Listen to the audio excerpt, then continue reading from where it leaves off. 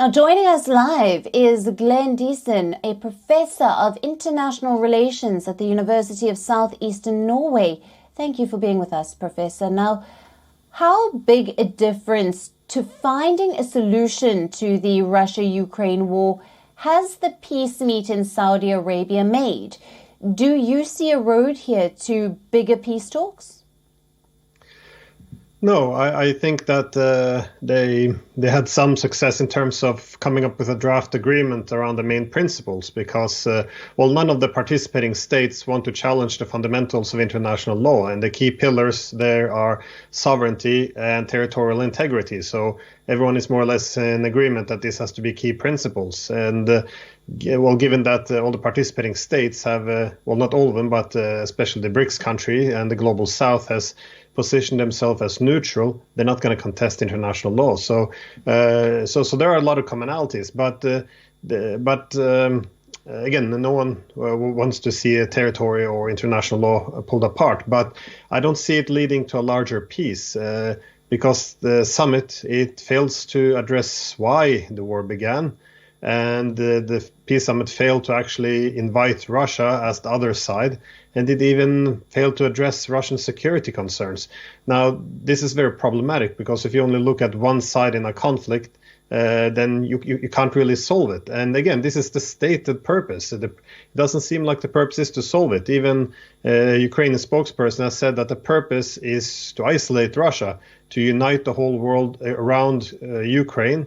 And in other words, this fit NATO objectives as well, to try to peel China, India away from Russia. But again, it doesn't seem like it has much of a purpose in terms of pursuing a wider peace.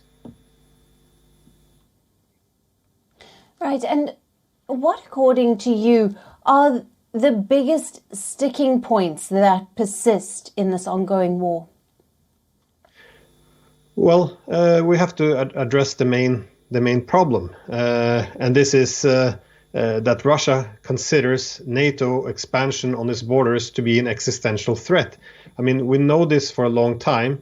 A long line of U.S. ambassadors, foreign ministers, defense ministers, CIA directors have over the past 30 years warned that NATO expansion would provoke a conflict with Russia. And now that we have it, we have to address the issue of ending NATO expansion on Russian borders.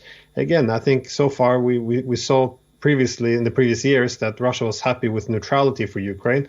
But of course, now that NATO rejected this, which contributed to this war, Russia has seized a lot of territories, which has made it so much more difficult, of course, to find any solution to this conflict because the idea that, for example, Russia would give up Crimea now, it is completely absurd. I don't think anyone thinks that this is even a possibility. I think we would have nuclear war long before NATO troops get to march through Crimea. So in order to find a solution, it can't merely have the purpose of trying to unite the world against Russia.